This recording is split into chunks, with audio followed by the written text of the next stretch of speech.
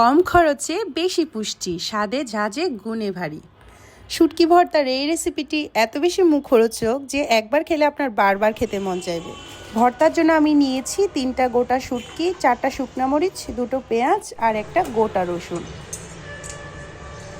এবার শুটকির মাথার অংশ, লেজের অংশ এবং পাখনার যে ময়লা অংশটুকু রয়েছে সেগুলো ফেলে দিচ্ছি।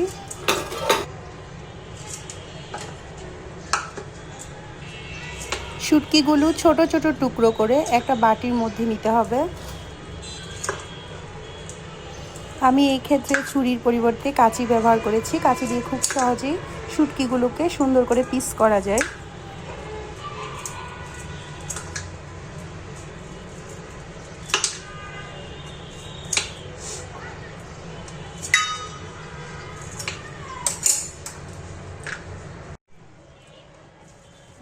এবার শুটকিগুলোকে ধোঁয়া ওঠা গরম পানি দিয়ে ভিজিয়ে রাখতে হবে আর দিয়ে দিতে হবে আধা চা চামচ হলুদের গুঁড়া।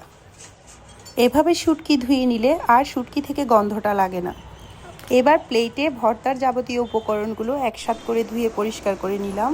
তারপর ফ্রাই প্যানে দিয়ে দিলাম পরিমাণ মতো সয়াবিন তেল। তেল গরম হলেই তাতে দিয়ে দিব আমাদের কুটে রাখা পেঁয়াজ কুচি।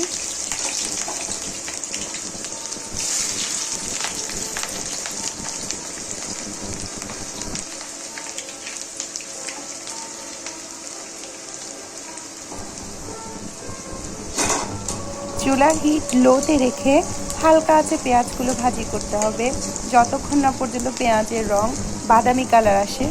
আমরা ধীরে ধীরে এই কাজটি করতে হবে। পেঁয়াজের রং বাদামি কালার আসা পর্যন্ত অপেক্ষা করব।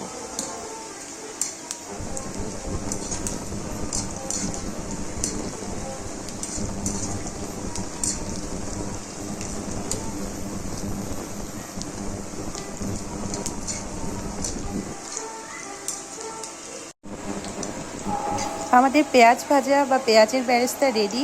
এ পর্যায়ে আমরা একটা ছাঁকনির সাহায্যে তেল ছেঁকে পেঁয়াজ কুচিগুলো একটি পাত্রে তুলে রাখবো।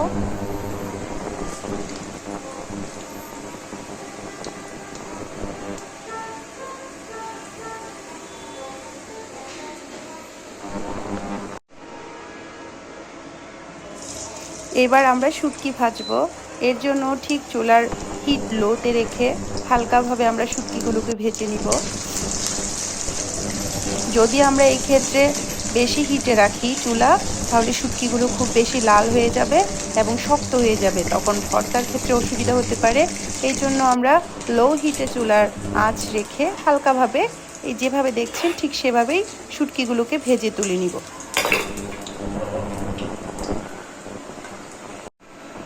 তারপর তেলে ঢেলে দিলাম গোটা শুকনো মরিচগুলো।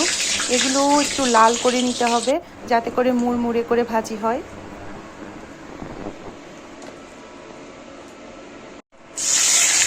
আর সব শেষে তেলে দিয়ে দিব গোটা রসুন। রসুনগুলো হালকা ব্রাউন করে ভেজে আমরা তুলে রাখবো। বেশি লাল করার দরকার নেই, বেশি লাল করলে টেস্টটা নষ্ট হয়ে যেতে পারে।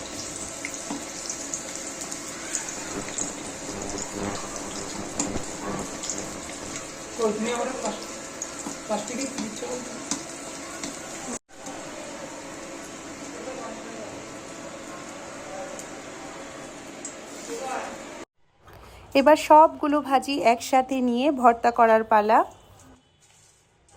আমরা সবগুলোকে হাত দিয়ে কচলিয়ে সুন্দর করে পেস্ট করার চেষ্টা করব যাতে সবগুলো সুন্দর করে মিশে যায় এবং নরম হয়ে যায়। এই কাজটা করা কিছুটা সময় সাপেক্ষ। যাদের করতে কষ্ট হয় বা হাতে কিছুটা সমস্যা আছে তারা চাইলে ব্লেন্ডারে হালকা করে ব্লেন্ড করে নিতে পারেন, তবে এক্ষেত্রে বেশি ব্লেন্ড করা যাবে না। বেশি ব্লেন্ড করলে পেস্টটা নরম হয়ে যাবে, যেটা খেতে ভালো লাগবে না। হালকা একটু ব্লেন্ডার করে নিলে হয়, তবে হাতে মাখার টেস্টটাই অনেক আলাদা।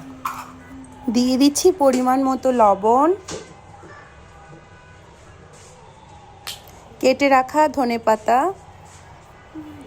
আর ভর্তার প্রাণ যাকে বলা হয় কিছুটা সরিষার তেল। এবার সবগুলো উপকরণকে একসাথে ভালো করে মিশিয়ে নিলেই তৈরি আমাদের স্পেশাল শুটকি ভর্তা। এই শুটকি ভর্তাটা অনেক বেশি সুস্বাদু, মুখরোচক ও টেস্টি হয়। গরম গরম ভাতের সাথে এই শুটকি ভর্তাটা পাশে থাকলে আর কিছুই লাগবে না।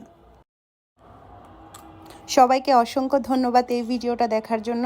আর এই ধরনের আরও মজাদার টেস্টি ফুডের রেসিপি দেখতে হলে অবশ্যই নীলকান্তমণি চ্যানেলকে সাবস্ক্রাইব করবেন, পাশে থাকবেন। ধন্যবাদ।